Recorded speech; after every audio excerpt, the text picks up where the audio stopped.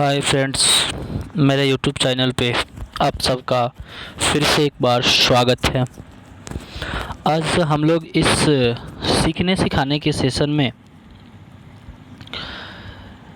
पढ़ने वाले हैं 10th क्लास जो है, इसमें अर्थशास्त्र यानी कि जो सोशल साइंस है, सामाजिक विज्ञान का, उसी का एक शाखा है अर्थशास्त्र। और अर्थशास्त्र में हम लोग पढ़ने वाले हैं चैप्टर 1 से लेकर और 7 तक का ऑब्जेक्टिव क्वेश्चन। पूरे ऑब्जेक्टिव क्वेश्चन को लाइन बाय लाइन हम लोग बनाने वाले हैं। इसमें 1 से 7 तक पूरे चैप्टर का ऑब्जेक्टिव क्वेश्चन है, इसको हम लोग देखेंगे। तो चलिए हम लोग इसे शुरू करते हैं। सबसे पहले हम लोग पहले क्वेश्चन को देखा जाए। कहा गया कि इनमें से कौन द्वितीयक क्षेत्र है। तो इनमें से कौन द्वितीयक क्षेत्र है, तो इसमें जो औद्योगिक क्षेत्र है इसको हम लोग क्या कहते हैं, द्वितीयक क्षेत्र कहते हैं। दूसरा क्वेश्चन है कि इनमें कौन से देश में मिश्रित अर्थव्यवस्था है। तो मिश्रित अर्थव्यवस्था वाला देश कौन है, भारत। तीसरा क्वेश्चन है बिहार की आय में सर्वाधिक योगदान होता है, यानी कि जो बिहार है, इस बिहार की आय में सर्वाधिक योगदान किसकी है, कृषि क्षेत्र का। चौथा क्वेश्चन है कि कृषि कार्य में महिलाओं की भागीदारी कितनी प्रतिशत है, 40%। पांचवा क्वेश्चन है कि इनमें कौन आर्थिक विकास क्षेत्र से संबंधित नहीं है। इनमें कौन आर्थिक विकास से संबंधित क्षेत्र नहीं है, सहकारी। क्या हो जाएगा, सहकारी क्षेत्र। जो सहकारी क्षेत्र है ये आर्थिक विकास से संबंधित नहीं है। राष्ट्रीय विकास परिषद का गठन कब किया गया। तो राष्ट्रीय विकास परिषद का गठन किया गया 1952 ईस्वी। पूरा इसकी अवधि है 6 अगस्त 1952 को। अगला क्वेश्चन देखेंगे, योजना आयोग को भंग करके कौन सा आयोग बनाया गया। तो बाबू जब योजना आयोग को भंग किया गया तो योजना आयोग को भंग करके बनाया गया नीति आयोग। कौन सा आयोग बनाया गया, नीति आयोग। हम लोग अगले क्वेश्चन को देखेंगे। कहा गया कि अगला क्वेश्चन है कि किसने कहा बिहार के विकास के बिना भारत का विकास संभव नहीं है। इस कथन को किसने कहा था, डॉक्टर APJ अब्दुल कलाम। निम्न में से किसको प्राथमिक क्षेत्र कहा जाता है, कृषि क्षेत्र को प्राथमिक क्षेत्र कहा जाता है। जिस देश की राष्ट्रीय आय अधिक होती है उस देश को क्या कहते हैं। अब देखिए, जिस देश की राष्ट्रीय आय अधिक होती है, तो जिस देश की राष्ट्रीय अधिक होती है उसको विकसित देश कहा जाता है। उसके बाद है कि इनमें से किस देश को मिश्रित अर्थव्यवस्था है, यानी इनमें से मिश्रित अर्थव्यवस्था किस देश में है, भारत में है। इनमें से किसे पिछड़ा राज्य कहा जाता है, तो पिछड़ा राज्य जो है वो बिहार को कहा जाता है। भारत कितने वर्षों तक अंग्रेजी शासन का गुलाम रहा, 200 वर्षों तक। उसके बाद हम लोग देखेंगे नेक्स्ट क्वेश्चन 14 नंबर। कहा गया कि भारत में सेवा क्षेत्र को समानतः कितने भागों में बांटा जा सकता है, यानी कि जो भारत देश है इसमें सेवा क्षेत्र जो है उसको कितने भागों में बांटा गया है, 2 क्षेत्र। एक होता है सरकारी क्षेत्र, सरकारी सेवा, और एक होता है गैर सरकारी सेवा। अब कहा गया कि भारत में पहली पंचवर्षीय योजना की अवधि क्या है। तो पहली पंचवर्षीय योजना की अवधि है 1951 से 1956 तक। उसके बाद अगला क्वेश्चन है राष्ट्रीय विकास परिषद का गठन कब किया गया था। तो 6 अगस्त 1952 को राष्ट्रीय विकास परिषद का गठन किया गया।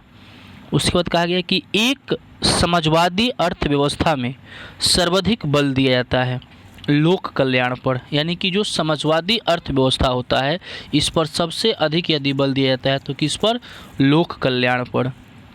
अगला क्वेश्चन है अर्थव्यवस्था की आर्थिक क्रियाओं को कितने भागों में बांटा जा सकता है, यानी कि जो अर्थव्यवस्था की आर्थिक क्रिया है, इस अर्थव्यवस्था की आर्थिक क्रिया को कितने भागों में बांटा गया है, 3 भागों में, प्राथमिक क्षेत्र, द्वितीयक क्षेत्र और तृतीयक क्षेत्र। 19 नंबर है कि भारत की आर्थिक व्यवस्था क्या है। तो हमारी भारत की आर्थिक व्यवस्था मिश्रित अर्थव्यवस्था है, अर्थात मिश्रित अर्थव्यवस्था का जनक भारत देश को ही कहा जाता है। बिहार में जीवन यापन का मुख्य साधन है, यानी कि बिहार जो हमारा राज्य है, यहाँ जीवन यापन का मुख्य साधन हम किसको मानते हैं? तो बिहार में जीवन यापन का मुख्य साधन जो है वह कृषि को माना जाता है। नेक्स्ट अगला क्वेश्चन हम लोगों का है कि 21 नंबर क्वेश्चन है कि समानतः किसी देश के विकास का स्तर किस आधार पर निर्धारित होता है? तो देखिए, विकास का स्तर यदि निर्धारित करना है तो सबसे पहले हम लोग को पर कैपिटल इनकम यानी कि प्रति व्यक्ति आय को देखना है, साक्षरता दर को भी देखना है, यानी कि स्वास्थ्य की स्थिति को भी देखना है, अर्थात इसमें ये वाला ऑप्शन हो जाएगा इनमें सभी। उसके बाद अगला क्वेश्चन है कि मानव विकास सूचकांक के कितने सूचक हैं? तो ह्यूमन डेवलपमेंट रिपोर्ट यानी कि मानव विकास सूचकांक जो है इसके कितने सूचक हैं? तो इसके 3 सूचक है। कितने सूचक हैं? 3। उसके बाद संपूर्ण क्रांति का नारा किसने दिया था? जयप्रकाश नारायण ने। संपूर्ण क्रांति का नारा किसने दिया था? जयप्रकाश नारायण। चंपारण आंदोलन का बिगुल किसने फूंका था? यानी कि जो चंपारण आंदोलन हुआ, इस चंपारण आंदोलन का बिगुल किसके द्वारा फूंका गया था? महात्मा गांधी के द्वारा। उसके बाद 25 नंबर क्वेश्चन है कि निम्नलिखित में कौन सा देश विकसित अर्थव्यवस्था का उदाहरण है? विकसित अर्थव्यवस्था का उदाहरण कौन सा देश है? तो विकसित अर्थव्यवस्था का उदाहरण वाला देश जो है वह है अमेरिका। नेक्स्ट क्वेश्चन है कि बिहार के आर्थिक पिछड़ेपन का प्रमुख कारण क्या है? अब देखिए, बिहार जो है इसकी आर्थिक पिछड़ेपन का कारण क्या है? जनसंख्या की तीव्र वृद्धि, कृषि पर आधारित जनभार। अब कृषि पर आधारित जनभार भी है। उसके बाद है बाढ़ एवं सूखा का प्रकोप। अब हम लोगों के यहाँ बाढ़ यानी कि हम जानते हैं कि उत्तरी बिहार जो है वो बाढ़ से, आज जो दक्षिणी बिहार है वह सुखाड़ से प्रत्येक वर्ष प्रभावित होती है। अब उसके बाद है कि इनमें सभी, तो यहाँ हम लोगों का आंसर जो है वह क्या हो जाएगा? इनमें सभी, यानी कि हम लोगों का आंसर क्या हो जाएगा? इनमें सभी, इनमें सभी। उसके बाद है क्वेश्चन 27 नंबर क्वेश्चन को देखेंगे। योजना आयोग के पदेन अध्यक्ष कौन होते हैं? तो जो भी योजना आयोग जो हम लोगों के यहाँ है, अभी वर्तमान समय में इसका नाम नीति आयोग कर दिया गया है, इसके अध्यक्ष देश के पदेन प्रधानमंत्री होते हैं। जो देश का प्रधानमंत्री होगा वही योजना आयोग अर्थात नीति आयोग का अध्यक्ष होता है। उसके बाद है किस क्षेत्र को तृतीय क्षेत्र कहा जाता है? तो देखिए, तृतीय क्षेत्र यानी कि सेवा क्षेत्र, जो हम लोगों के यहाँ सेवा क्षेत्र है उसी को तृतीय क्षेत्र कहा जाता है। उसके बाद है कि भारत में नीति आयोग की स्थापना कब की गई? नीति आयोग की स्थापना 2015 में।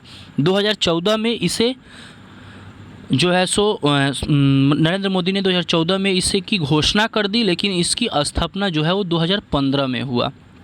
उसके बाद भारत में वित्तीय वर्ष कहा जाता है। भारत की वित्तीय वर्ष कब से कब तक मनाया जाता है? तो देखिए, 1 अप्रैल से 31 मार्च तक भारत की वित्तीय वर्ष है।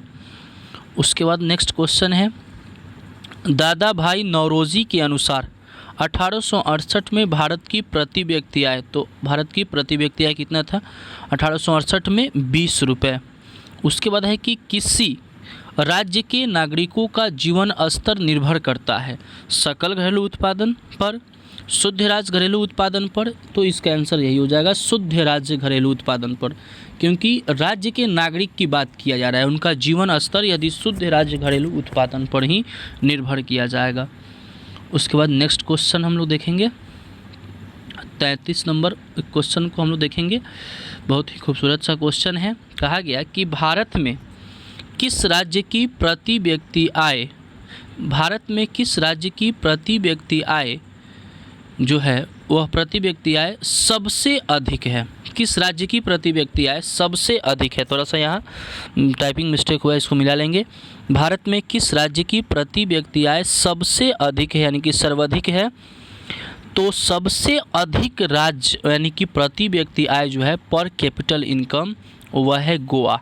कभी गोवा का होता है तो कभी दिल्ली का, फिर दिल्ली का होता है तो गोवा, यही दोनों में से किसी का होता है। तो अभी वर्तमान समय में गोवा का है। उसके बाद है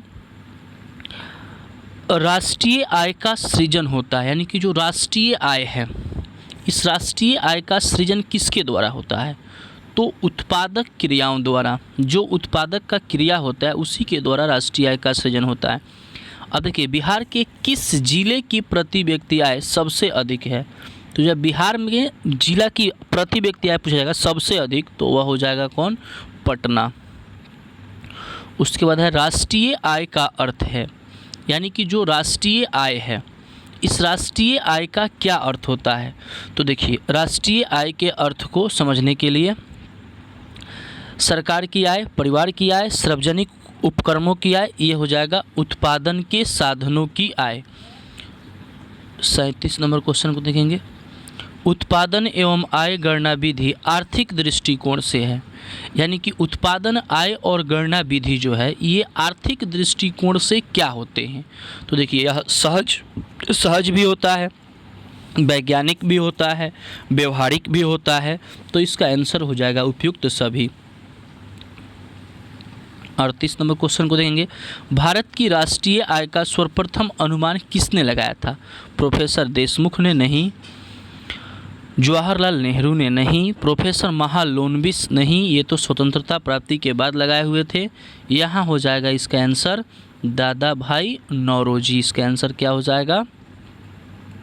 इसका आंसर यहाँ है, इसका आंसर हो जाएगा दादा भाई नौरोजी। अब हम लोग अगला क्वेश्चन देखेंगे 39 नंबर। राज्य घरेलू उत्पादन का आकलन किया जाता है। जो राज्य का घरेलू उत्पादन है इसका आकलन किसके द्वारा किया जाता है? ए और बी दोनों हो जाएगा, यानी कि वर्तमान मूल्य पर भी होता है और स्थिर मूल्य पर भी होता है। नेक्स्ट क्वेश्चन है कि बिहार की आय में सर्वाधिक योगदान है, यानी कि जो बिहार है यहाँ हम लोगों के बिहार की आय में सर्वाधिक योगदान किसका है? तो कृषि क्षेत्र का। उसके बाद है कि बिहार में किस जिले की प्रति व्यक्ति आय सबसे कम है? तो देखिए सबसे कम किसकी है? शिवहर की है। यदि यही पे सबसे अधिक पूछ दिया जाए तो किसका हो जाएगा? पटना का हो जाएगा, शिवहर। पूरे भारत में सबसे कम प्रति व्यक्ति आय वाला राज्य कौन है? बिहार। यानी कि बिहार की प्रति व्यक्ति आय जो पर कैपिटल इनकम है वो सबसे कम है। यहीं यदि सबसे अधिक पूछ दिया जाएगा तो वह हो जाएगा गोवा। राष्ट्रीय आय में वृद्धि होने से प्रति व्यक्ति आय में क्या होती है? जाहिर सी बात है कि राष्ट्रीय आय में जब वृद्धि होगा, नेशनल इनकम बढ़ेगा, तो यानी कि प्रति व्यक्ति आय पर कैपिटल इनकम बढ़ने से ही राष्ट्रीय आय में वृद्धि होती है। क्या होगा? वृद्धि होगा। भारत में राष्ट्रीय आय की गणना की सर्वप्रथम प्रमाणित संस्था है, यानी कि भारत में जो राष्ट्रीय आय है इसकी गणना की सर्वप्रथम प्रमाणित संस्था कौन सी है? केंद्रीय सांख्यिकी संगठन। इसका शॉर्ट नाम है CSO, केंद्रीय सांख्यिकी संगठन। नेक्स्ट क्वेश्चन को देखा जाए। केंद्रीय सांख्यिकी संगठन हो गया। उसके बाद है हम लोग अगले क्वेश्चन को देखेंगे। 45 नंबर क्वेश्चन कहा जा रहा है कि मुद्रा वह धुरी है जिसके चारों ओर अर्थ विज्ञान घूमता है, यह किस अर्थशास्त्री का कथन है? तो ये कथन है प्रोफेसर मार्शल का। मार्शल ने ही कहा था कि मुद्रा वह धुरी है जिसके चारों तरफ संपूर्ण अर्थ विज्ञान जो है वह चक्कर काटता है। अब अगला क्वेश्चन है कि आय तथा उपभोग का अंतर कहलाता है। आय और उपभोग का अंतर क्या कहलाता है? आय और उपभोग का अंतर कहलाता है बचत। उसके बाद है कि साख का अर्थ है, यानी कि साख का क्या अर्थ होता है? तो साख का अर्थ होता है विश्वास करना। साख का अर्थ होता है विश्वास, यानी कि भरोसा और ऋण लौटाने की क्षमता। और साख कब पूरा होता है? तो जब हम कर्ज लौटा देते हैं। तो इसका आंसर हो जाएगा ए और बी, यानी कि ए एवं बी दोनों। 48 नंबर क्वेश्चन है कि बचत को प्रभावित करने वाला प्रमुख तत्व कौन? यानी कि बचत को इसमें से कौन सी प्रभावित करता है? तो बचत की क्षमता, बचत की इच्छा, बचत की सुविधाएं, यानी कि इसका आंसर हो जाएगा इनमें सभी। नेक्स्ट क्वेश्चन है कि मुद्रा की परिभाषा को कितने वर्गों में बांटा गया है? अब देखिए मुद्रा की जो परिभाषा है इसको हम कितने वर्ग बांट सकते हैं? 3 वर्ग में। मुद्रा की तो अनेक परिभाषा है, लेकिन इसकी प्रमुख 3 परिभाषाएं जो है वह प्रचलित है। नेक्स्ट क्वेश्चन है कि आधुनिक विश्व में उद्योग मुद्रा रूपी वस्त्र धारण किए हुए हैं, यह किसका कथन है? यानी कि इस बात को किसने कहा था कि आधुनिक जो विश्व चल रहा है, अभी जो विश्व है, इसमें उद्योग मुद्रा रूपी वस्त्र धारण किए हैं? तो इस बात को हमारे प्रोफेसर पीगू साहब ने कहे थे। नेक्स्ट क्वेश्चन हम लोग देखेंगे कहा गया कि यदि मुद्रा हमारी अर्थव्यवस्था का हृदय नहीं तो रक्त प्रवाह अवश्य है। यह कथन किसका है?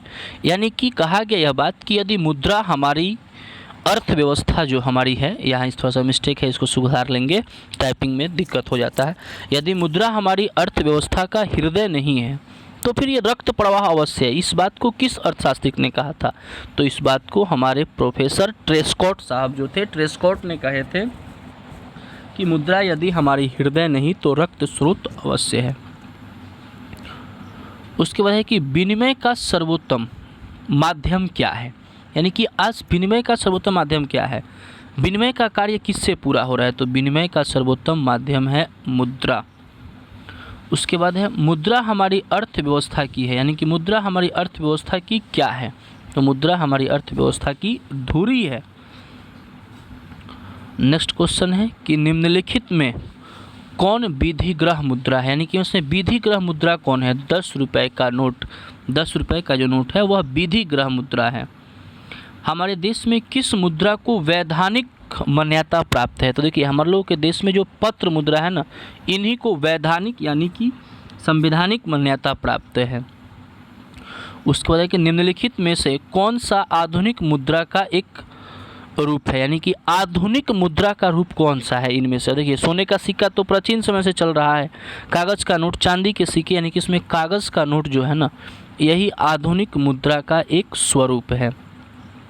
अगला क्वेश्चन है कि निम्नलिखित में से कौन सा मुद्रा का एक आधुनिक रूप नहीं है?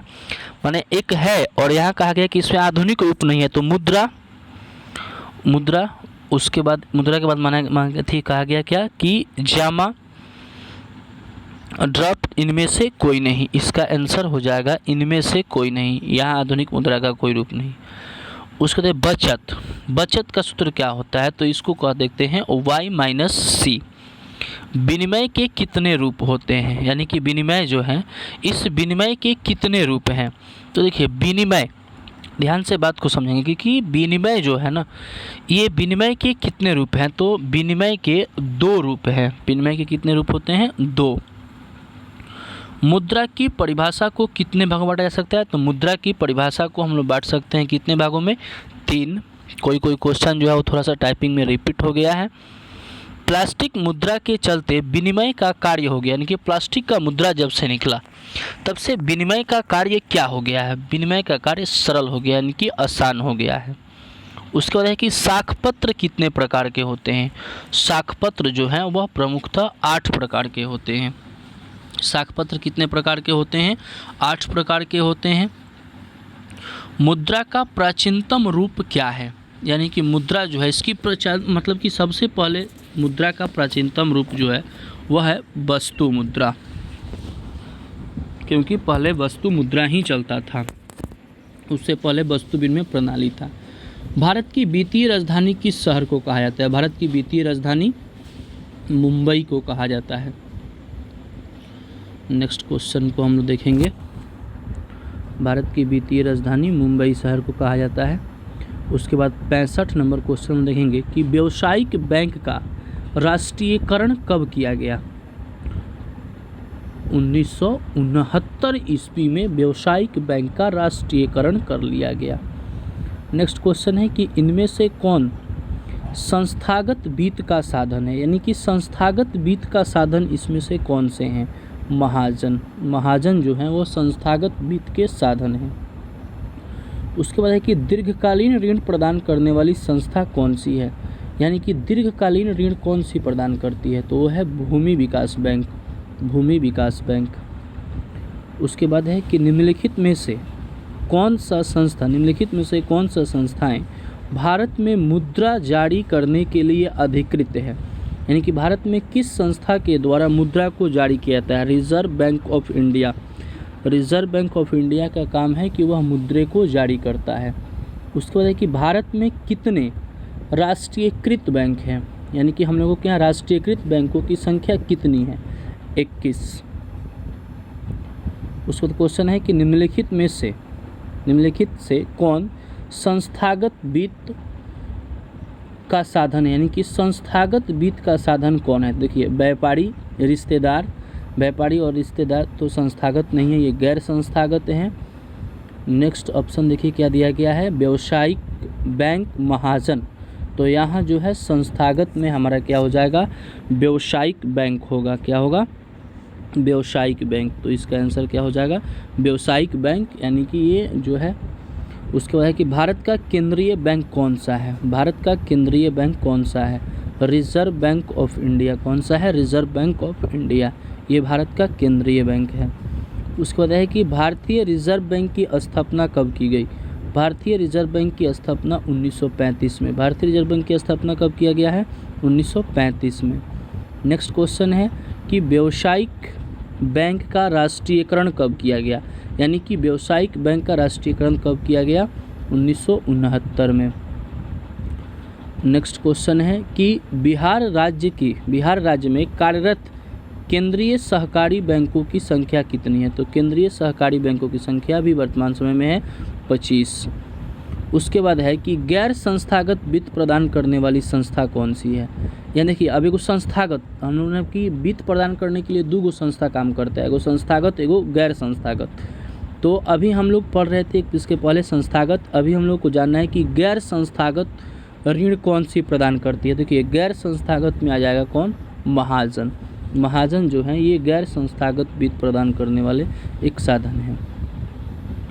नेक्स्ट क्वेश्चन है कि वित्तीय सेवाओं की आवश्यकता होती है, यानी कि वित्तीय सेवा की आवश्यकता किसको होती है, व्यक्ति को, व्यावसायिक संस्था को, सरकार को, यानी कि इसमें व्यक्तियों को भी वित्तीय कर्ज की आवश्यकता हो जाती है, व्यावसायिक संस्थाओं को भी होती है, सरकार को भी होती है, यानी कि इसमें जो हमारा आंसर होगा वह हो जाएगा इनमें सभी। क्या हो जाएगा, इनमें सभी, यानी कि यहाँ सभी किसी को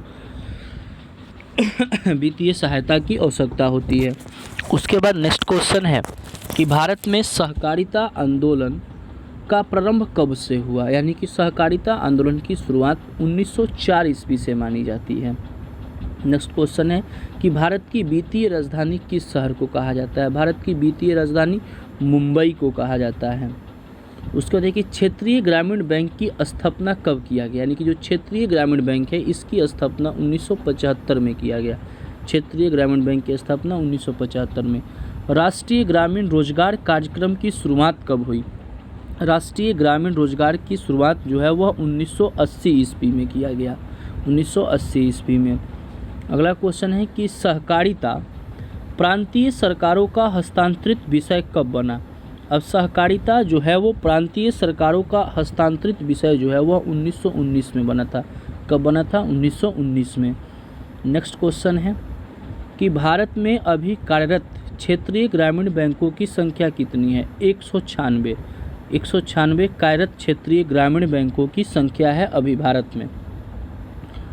नेक्स्ट क्वेश्चन को हम लोग देखेंगे यहाँ से।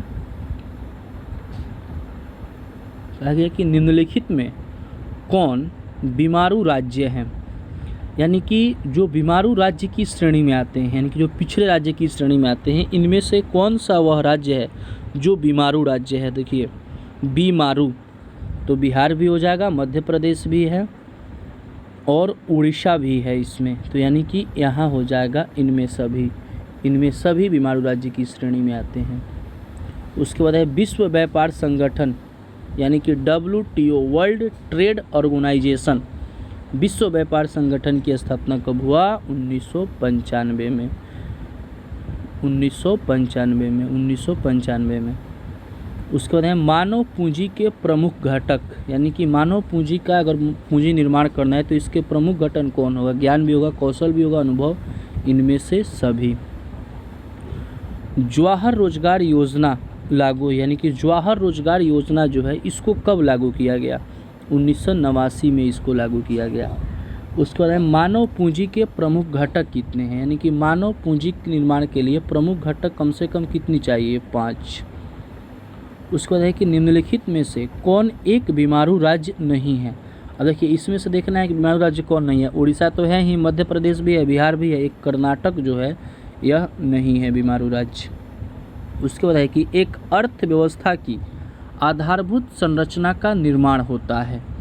अब देखिए कृषि द्वारा, उद्योग द्वारा, सेवाओं द्वारा और इनमें से कोई नहीं है। देखिए इसमें जो आधारभूत संरचना का निर्माण होगा ना वह सेवा के द्वारा होता है, क्योंकि सेवा दो प्रकार की होती है, सरकारी और गैर सरकारी, तो पूरा क्षेत्र इसमें आ जाता है।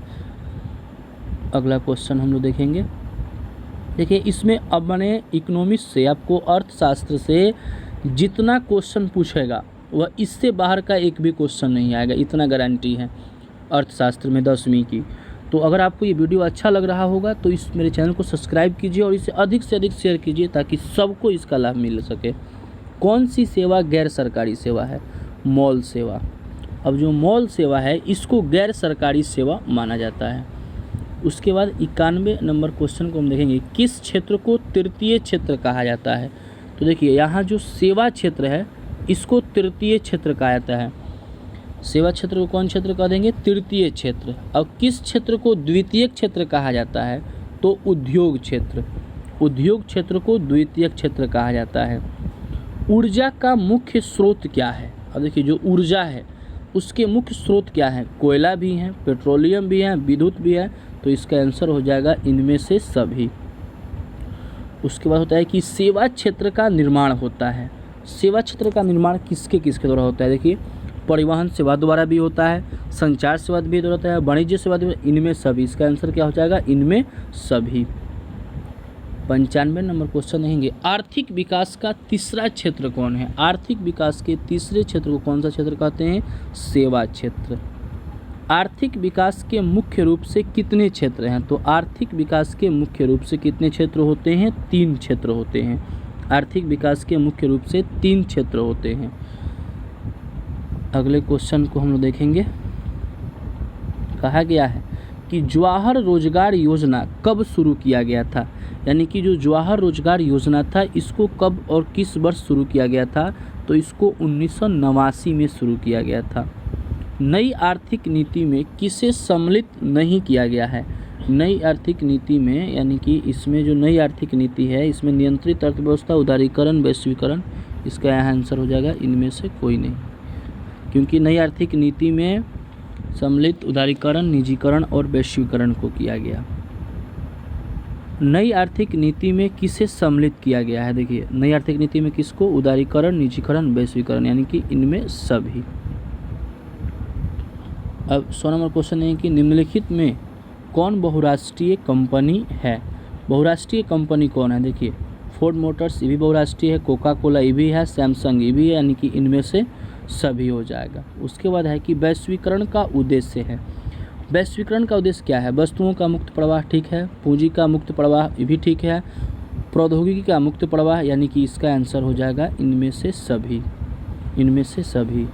पार्ले समूह के थम्स अप ब्रांड को किस बहुराष्ट्रीय कंपनी ने खरीद लिया था? यानी कि जो थम्स अप ब्रांड था इसके ब्रांड को किस बहुराष्ट्रीय कंपनी ने खरीदा था? Coca Cola. कोका कोला ने इसको क्या किया था? खरीद लिया था। हमारे देश का कौन सा शहर सूचना प्रौद्योगिकी का केंद्र माना जाता है? देखिए सूचना प्रौद्योगिकी का केंद्र मानने वाला जो शहर है वह है बेंगलुरु। बेंगलुरु सूचना प्रौद्योगिकी का केंद्र माना जाता है। नेक्स्ट क्वेश्चन को हम लोग देखेंगे कि वैश्वीकरण जो है इस वैश्वीकरण के मुख्यतः कितने अंग होते हैं? तो वैश्वीकरण के मुख्यतः 5 अंग होते हैं। वैश्वीकरण में कितने अंग होते हैं? 5। अंतर्राष्ट्रीय व्यापार संबंधित नियमों को निर्धारित कौन करता है? तो यानी कि अंतर्राष्ट्रीय व्यापार जो है इसकी नियम को निर्धारित करने वाली संस्था इनमें से कोई नहीं है, क्योंकि अंतर्राष्ट्रीय संस्था का अंतर्राष्ट्रीय व्यापार का नियम जो है वो विश्व व्यापार संगठन बनाता है। भारत में नई आर्थिक नीति की घोषणा कब की गई थी? तो भारत में नई आर्थिक नीति की घोषणा 1991 में किया गया था। कब किया गया था? 1991 में। देश की कितनी प्रतिशत जनसंख्या जो है वह मूलभूत सुविधा से वंचित है?